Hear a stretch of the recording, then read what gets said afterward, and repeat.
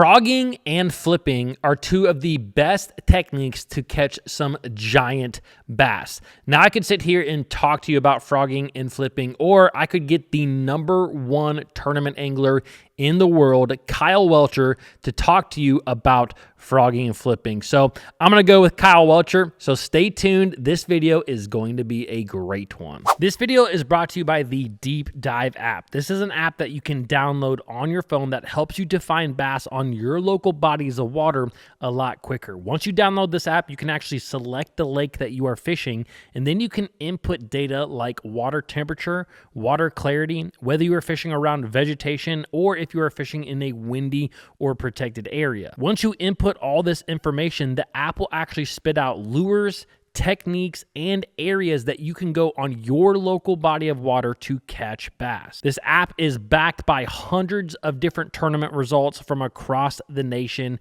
and can be extremely accurate. So if you guys would like to help support the Bass Fishing HQ channel and allow me to bring more videos like this to you, hit that link down below and download the Deep Dive app today. The big thing that I wanted to know when it comes to flipping is if you could have 3 baits, Kyle, for the rest of your life, which baits would it be to flip and why? So the #1 has to be a jig, like a half-ounce flipping jig with like a small chunk on it, like a Super Chunk Junior or something like that. Anything green pumpkin to black and blue, that's going to be that's what gets the best quality bites. And there's no doubt. Like if you have to catch 2.5 pluses, it seems like a jig just does it everywhere you go. But the efficiency goes way down as far as like flipping in heavy cover and log jams and stuff like that. Like a jig just gets hung way more often than a beaver. So you have to have some kind of a beaver, whether it be a D-bomb or the original beaver, any of that type of stuff. They're all pretty much the same, but you have to have something like that, like a jig, a beaver, then something small, like some kind of little crawl style bait. Like Crush City now has a crawl. It's called a cleanup crawl. It's a really good one. Speed crawl, anything like that. It's like a 3.5 inch smaller profile. That's a really, really good one for flipping, especially on lakes that have like spotted bass in them that get in the cover and stuff like that. Those are the 3, about the only 3 that I flip all year. And green pumpkin and black and blue is all you need. But if I had to pick one to just like fish a small area with, it's always going to be a jig. But you can go so much faster with the soft plastics because you get it in and out so much more efficiently. So that's my 3. Yeah, that's a good 3. I figured you'd kind of be, just again from watching a lot of your own YouTube videos, I figured that those would probably kind of be your 3. I would like you to explain a little bit there, especially for the newer angler. You talked about being efficient with the bait, and I'd just like you to kind of explain like what exactly you mean by that, by being efficient with the bait, especially when it comes to maybe a tournament, because I know what you're saying, but I want to make sure that you kind of explain that. Yeah, so basically the way that I think about flipping is I feel like it's a reaction strike. Like you're flipping in some of the heaviest cover there is, and as soon as it breaks the surface and starts penetrating the cover and starts going down, like those fish see it and they react to it and they either bite it or they don't. And the more flips you can make in a day, I feel like the more reaction strikes you're going to get. It's just like, like if you're cranking rock, the more casts you make and deflect off more rocks, you're going to get more bites. So the more effective casts I can make in and out of a piece of cover, the more efficient I'm going to be and the more bites I'm going to get. And a jig just has a slower fall rate. The skirt drags it down a little bit. And then when you're reeling the bait out of the cover, a lot of times a jig doesn't get hung much going in, but it gets hung a lot coming out because I get in a hurry and I try to reel it up out of all kind of log jam stuff, and it gets hung. The weed guard compresses a little bit. You're just a lot more efficient with a soft plastic as far as in super heavy cover. But like if you're going through an area, like I have a lot of drawdown lakes, and there'll be like very little cover left in the water. I'm always going to flip a jig in that instance because I feel like now you're fishing for a school of fish on a piece of cover. You're fishing for 5 or 6 largemouth that are in this one last tree in a creek that's got any water on it, and I feel like that jig's going to get the bigger bite. So if I can do that, and I think I'm pitching to schools of fish that are in the cover, I'm always going to go with a jig. But if I'm trying to cover water and it's flooded or anything like that, that's whenever I lean towards a creature bait or something like that.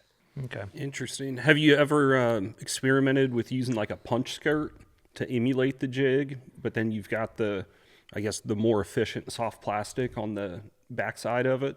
So I guess that's just kind of me being a little bit naive or kind of set in my ways. Like if I start punching grass, a punch skirt comes to mind very quickly. But for some reason around wood, it doesn't. And I don't know why. It's just I don't think about it. You know, it's like I guess the magazine I read when I first wanted to learn how to flip didn't have that in there, and I've just never thought about it since. So I mean that's actually a really good idea that but to me a punch skirt and wood just doesn't go together, you know? Right. Yeah. And there's nothing more fun than putting a big old jig, you know, right next to a lay down. Yeah. Set the hook hard. Feeling that thump. Feel the thump, flex the weed guard. Yeah. But that was just something that came to mind. Like, No, I think you're right. I think us as fishermen, we do get kind of in a box almost, or we think about, like you said, you think about grass flipping, you're always thinking about a punch skirt somewhere along the day, but you don't when you think about, you know, flipping wood. So that's a really good point. But yeah, another question I kind of had with when it comes to flipping is I have seen from some of your videos is that I feel like the normal term of flipping and pitching, you kind of think of sometimes the older gentleman, I'm not going to say always, but that kind of soaks an area, flipping and pitching. And for me, when I look at you and some of your videos, it seems like you're very precise. Like you will pull up to one tree going down a river and flip it and move on and like start your motor. Like, and so I just would really love to hear a little bit more about that, kind of your more or less your approach to that precision flipping and pitching. Yeah. So there's all the right ingredients that go in to have the piece of cover that you actually want. And it has to be like in the right depth range for the time of year, the lake you're fishing, the watercolor, all that type of stuff. And then if I could have everything that I wanted in one piece of cover, it's got to have bottom contact. So if it's a lay down tree, it needs to be laying not like flush with the top of the water. That's one I would rather throw a top water down or reaction bait down. It needs to be laying in the water where it's touching bottom contact, where it's touching the bottom and sticking out of the water. And then like have a bunch of limbs or debris mat or log jam or hyacinths or anything washed up in it somewhere. Like that's the type of place that I'm going to pull up to and like never drive by. Like I cannot drive by one no matter what. It doesn't matter if it's in crystal clear water, in the middle of a lake, in a creek, wherever. If I see something like that, I always have to stop. And usually it is one of those places whenever I pull up to one lay down specifically, or it could be just on a perfect place as far as the right place on a channel swing or on a little secondary point off a bluff or, you know, a little current wash where it's like a clay bank that's got an undercut bank with a lay down on it. It has to have 2 or 3 of the right ingredients, being like some kind of depth change or, like I said, as far as the actual cover you want. But where it's located, like where the actual cover is located as far as on the bank is probably more important than the actual structure or the cover that ends up being there. So what's going on under the water and how the current's going or the depth changes, that's more important than the cover. But when you find all that stuff put together, those are the places that I pull up to and I'll flip it, and then I'll just literally go past all the other ones that are in the same area and never even fish them, or I might fish them in practice, but not in the tournament or something like that. So I have a lot of things in my mind that make me think a bass would use it as an ambush point. And whenever I see that, those are the ones that I'm super precise with. That's exactly what I had on Oneida in that creek. It was like all of the ingredients together. It was all stuff washed in, grass washed in, and then depth changes. And it was just one creek that I got super lucky to even go in and practice. But it had all the stuff that you wanted. It had current coming out, a little bit of stained water, lots of debris mats and log jams washed up. And it was literally, there was like 5 log jams in this place. And like every time I fished them, I felt like I caught a fish out of them. Every single time. It was actually unbelievable. Yeah, I actually watched that video again today. I had to go through your YouTube channel to find it because I remembered that so specifically, which I thought it was cool. But yeah, you really picked that little creek that you were fishing at the time. You really picked it apart. Obviously caught some good fish in there, but it was fun to watch, especially now, like just the angler that you've always been, but the angler that now people are seeing, which is really cool. in my mind. And now, with that being said, with fishing the Elite Series, and even this year, a part of you winning the Angler of the Year, you were talking about kind of those little areas, those little perfect ingredient areas. Did you utilize that kind of technique, or in a lot of tournaments this year, where you would see, maybe even if you were, say you were drop shotting out deep or doing something else, but you would just happen to run by that perfect ingredient type structure cover? Did you do that a lot throughout this year in your kind of Angler of the Year run? Yeah, absolutely. Like it started on Okeechobee and then went to Seminole. And it's not that I'm always flipping the exact same bait everywhere, but it's like whenever you see it, and it's one of my strengths. So I know whenever I see it that I got a really high percentage chance of getting a bite. So, I mean, in the first 6 tournaments, I would say, yeah, the first 6 tournaments, I did it everywhere except Murray. In Murray, I actually thought I was going to do it because in practice I had some bites, some really nice bites flipping, and I ended up just not doing it at all in the tournament. But besides Murray, I did it in the other 5, the other ones that we had in kind of the southeast. So all of them, there was 1 or 2 bites that come to mind that I just kind of pulled up and got a bite that just kind of changed the whole way that the tournament went. I mean, it doesn't always have to be a 5-pounder. Like, it can literally be a 2.5-pounder that culled out a 1.25-pound one, and that moved you up 12 spots, and now you're comfortably inside the top 50, and you got a chance to go tomorrow and make up even more points. So it doesn't always have to be a 6-pounder, but there's, a threshold of a size of fish on every single lake, and that better than average quality typically is caught flipping. Like, everybody sees it. Like, flipping catches big ones. I mean, if it wasn't for forward-facing sonar, flipping would still be winning half the tournaments. Yeah. Yeah.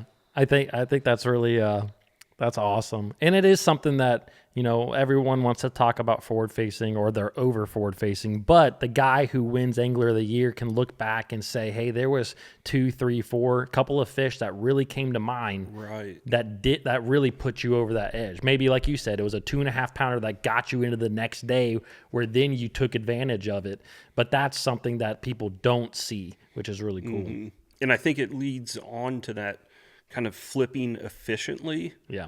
Is instead of running by a bank and stopping and flipping 6 laydowns, you're going to go to the one that has the right hyacinth mat up against it, that has the right amount of shade, that has that depth change, current, etc. Target that one and then keep going. Yeah.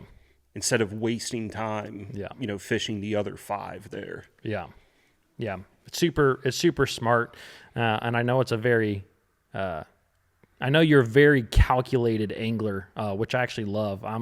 Well, at least it seems like you're very calculated. I'm very analytical when it comes to fishing, so I like to see kind of how you go about that as well. But it just makes sense, like, why flip 5 or 6 if they're in that same area, when it's like that's the one it should be on.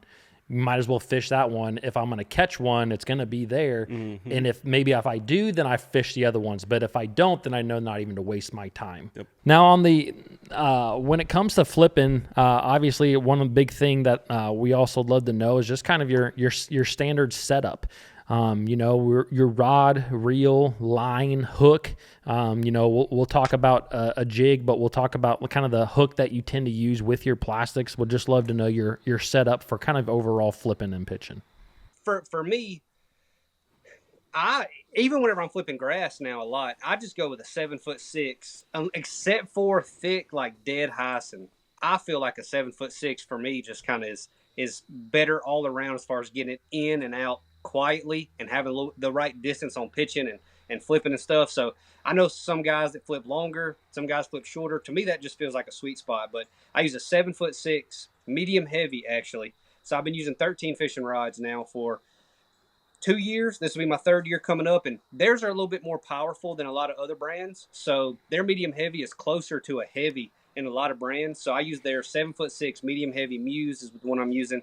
I use an 8.3 to 1 gear ratio, Concept C flipping reel. That's the fastest reel you can get away with, period. Like, you want to get it in and out as fast as possible. Your bait's only in the strike zone for a couple of feet whenever you're flipping. And then you've got 28 feet of literally flipping it and then reeling it back in. So the faster you can get it in and out, the better you're going to be.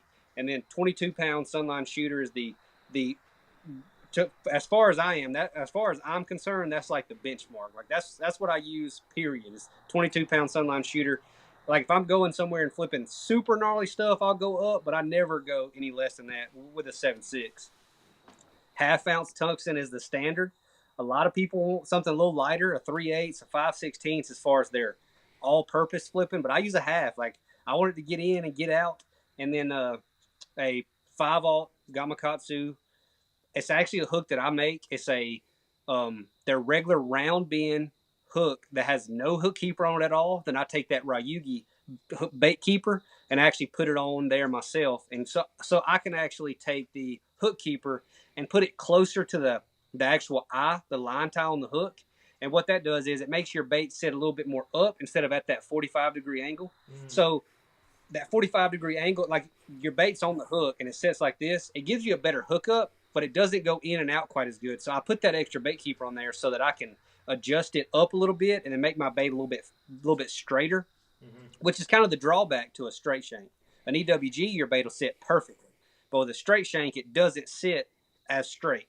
So I put my own hook keeper on there, and then if I'm flipping super heavy cover, like flipping bushes, I go to the G-Power, the Gamakatsu G-Power and a 4/0, because that's a different kind of getting them out whenever you're in bushes. So I'd like to beef it up a little bit, but that's the two hooks that I use, and that's the basic setup that it's literally laying on the front deck of my boat right now, and it's there 12 months out of the year. Yeah.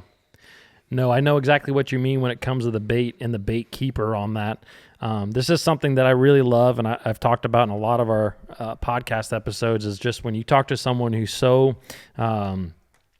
good at a technique, it's the little details that they always know that just gives them a little bit of an actual edge over their competition. And like you said, having that bait keeper where you can actually kind of set it where you want so it makes that bait really straight and fall, where it's not like twisting and everything, like that is a big deal, which is, again, it's the little things, but it makes a big difference. Little mods, little tweaks. What knot are you tying on that straight shank hook? A snail. So that's the sweet spot. Like you have to move that hook keeper up as far as you possibly can, but I want it to be just far enough away where I can get 7 wraps on a snail knot. And then so like I feel like I've got it, pretty close to optimal, right now on the hooks that I make. So literally 7 knots, 7 wraps on a snail knot will barely fit in between my hook keeper and my bait keeper and the line tie. Gotcha.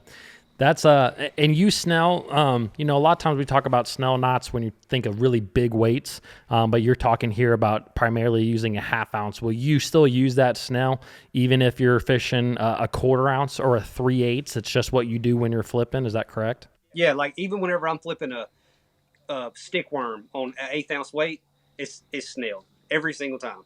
Yeah. All right. That's good. I've been a big believer of the snell, but I don't tend to use it on the lower weights. But again, it's the little things, and if you've had success in it, you can bet that I will be tying a snell on it now. Absolutely. Well, that's great, man. So you said a 1/2 ounce weight is kind of what you kind of start with. Is that right? That's kind of what you go with. Like when you get to a new body of water, you're basically pitching a 1/2 ounce, and you kind of you kind of go either up or down once maybe you start getting bites. Is that right? Yeah. For me, I start with a 1/2. Like excluding grass mats. Yeah. I start with a 1/2 for wood and light grass and water willow and all that type of stuff. I start with a 1/2. Okay. That's good. Now kind of jumping from flipping to a little bit more with frog fishing. I think a lot of places that you go fishing wise, if you can frog, sometimes a lot of people think about frogging and grass mats and whatnot. But I feel like a lot of times I have seen that if I can flip, whether it's a wood laydown, overhanging tree, or dock, you can also frog. And there's some times where one of those options is going to get maybe a little bit bigger bite. Now I know that you absolutely love frogging. I think I know what frog you like the most, and I don't know if it's a sponsor thing or not, but what is like your go-to frog that you use most of the time, like brand, color, everything? Yeah, so color to me is not that important. Like I fish with a buddy around here, a lot of local tournaments, and he's like, "Man, you really don't care about color. Every time I get in your boat, you have a different color frog tied on." It's like, yeah, I ripped the mouth out of one, and I just tie on the next one that I grab.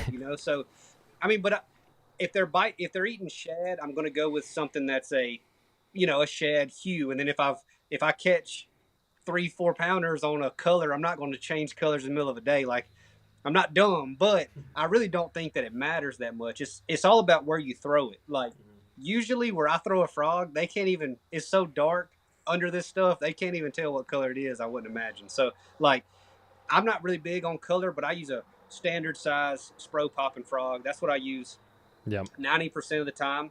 I've been experimenting recently with other ones that, pop a little different or walk a little different. But to me, I feel like that's still one of the best standards.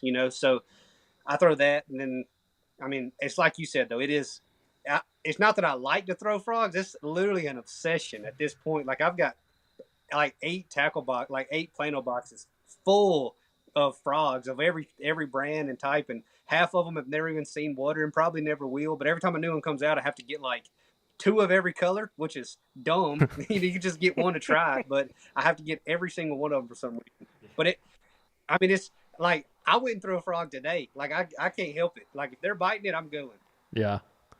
That's awesome. It is an obsession. I mean, there's no one in the world that doesn't like that. Also, side note, but your wife, I believe, has gotten some really cool frog shots over the last year. You guys have, I noticed you use at least a nice camera, or you just have some really good frog bites that she's captured over the last couple of years that are clutch, man. She has. She's been doing a really good job, and every time they're biting it, she's like, "Can we go and get some on camera?" And I'm like, we can, but like I don't want to go to my juice and get it on camera because you can tell what's in the background. And these lakes I fish are not that big as far as in these areas, so it's a fine line between getting the good shot and then not blowing up the place because it's super specific. Like it's literally the same cast day after day after day with a frog. Like they sit in the same spots. It's unbelievable. Yeah, and it sounds like that's kind of the same thing, looking at your laydowns, looking for the specific ingredients and all of that. What are you doing any modifications to your frogs as far as like trimming the legs on it, adding rattles, weights? I don't add any rattles or weights, but I'll trim the legs. And so I skip a frog a lot, and I feel like the legs add a little bit of drag. I haven't really been able to notice it, honestly, whenever I'm casting it. It just, in my head, it feels like the legs have to hurt the skipping a little bit. Like, it makes sense that they would, because there's extra rubber hanging back there that's adding drag and not adding any kind of a flotation to help it bounce, So, like, if you try to skip a rubber-skirted jig, it doesn't skip nearly as good as silicone, especially not a thick rubber-skirted jig. So, I trim the legs, and then I bend the hooks up just a tad, and then I bend the hooks out from the body, actually like left and right, away from the body, just a little bit, just enough so that, whenever you set the hook, it's going to grab. One hook or the other is going to grab from every single angle. So I bend it up and out. And I mean, it's one of my most confident baits as far as if a fish bites it and doesn't miss it. Like if I set the hook and actually hit the fish, I feel like I'm going to weigh that fish in. Like frogs get this weird misconception of like, they're a 50-50 bait. You lose a bunch of them. And I've never had that experience. It's always seemed like to me, if they get it right and I hook them, that fish is going to be in a weighing bag, before too long. Yeah, no, I agree. And I've heard that exact same thing too before, is like you lose a lot on a frog. And I feel like you're right. Like most of the time when you hit, like you said, if they get the bait and you hit them, like they're getting in the boat. And they got those hooks on the Spro. I mean, I think they're Gamakatsu, right? So they're a thick hook. They're not going to flex too much on you, especially depending on the rod that you might use.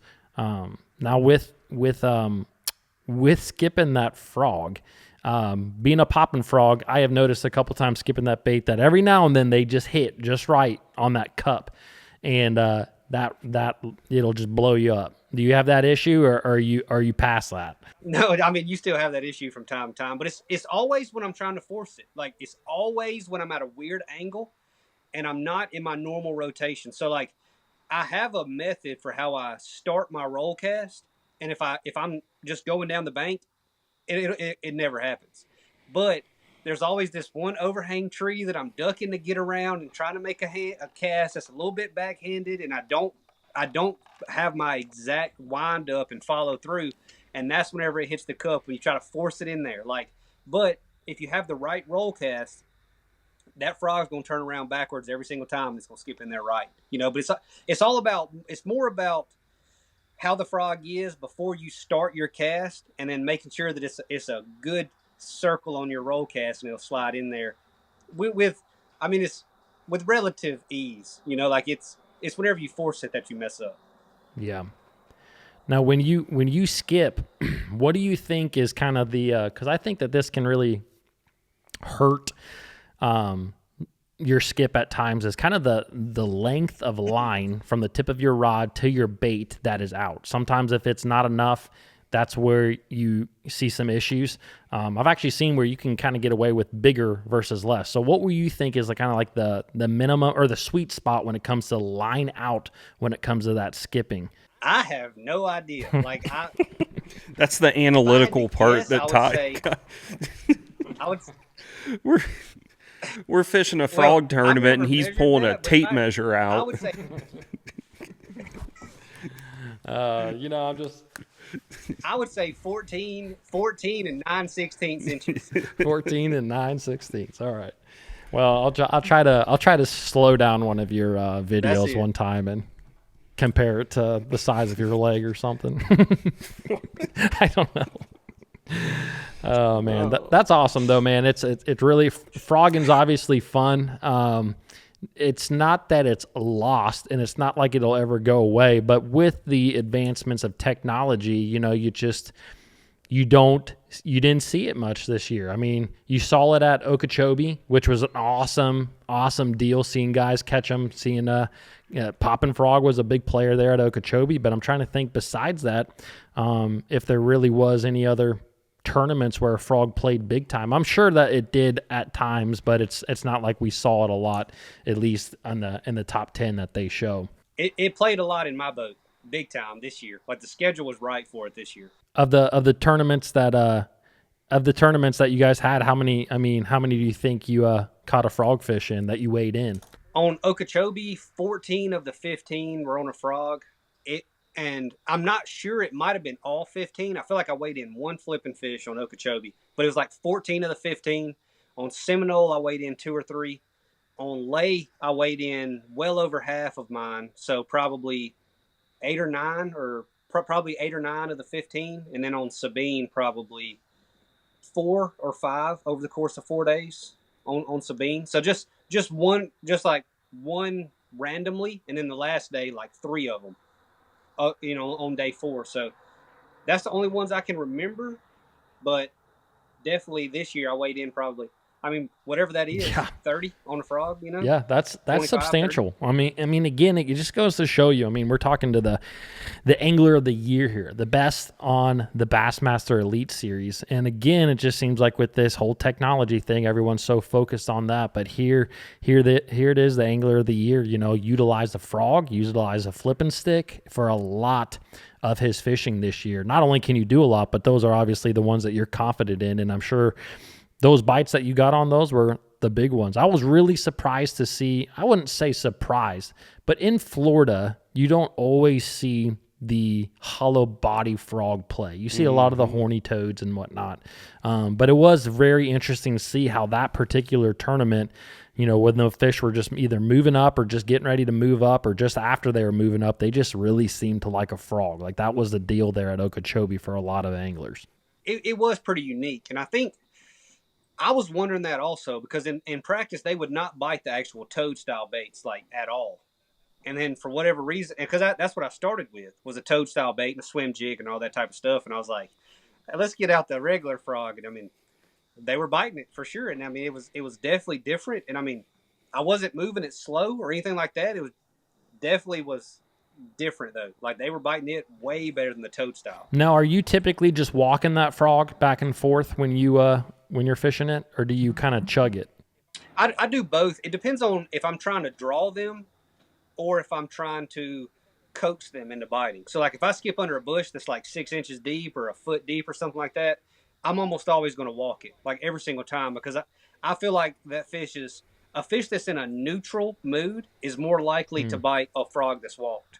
A fish that's in a super aggressive mood is more likely to travel 8 feet to bite a frog if you're popping it super loudly. So if I'm way off the bank or, you know, fishing down the side of hyacinths or something like that, like I'm more likely to pop it. But if I'm really tight to the bank and I feel like those fish are up there, like close to it, and I'm trying to talk them into biting, I'm almost always going to walk it. So it just kind of depends on if I'm trying to draw them or if I'm trying to coax them. That makes sense. Is there such a thing as too shallow to fish a frog? Absolutely not. Like I've caught them. I caught them like last week on a frog, and I remember skipping under this one bush like literally last Sunday in a tournament, and I could see the bank all the way under the bush, and there was one piece of shade that I mean, it was the size of a basketball, piece of shade. And I was like, I'm going to throw it in there anyways. And I skipped it up there. And I mean, it skipped up and hit the bank. And it couldn't have been deeper than like 4 inches. And it hit the bank. And I mean, I never even engaged the reel on the fish that already ate it. Well, what a fun episode that was. If you guys have missed any of the Bass Juice podcasts, I'm going to leave a link right here for the playlist so that you can check out all of our episodes. Thanks for watching. Subscribe. And I'll see you guys in the next video.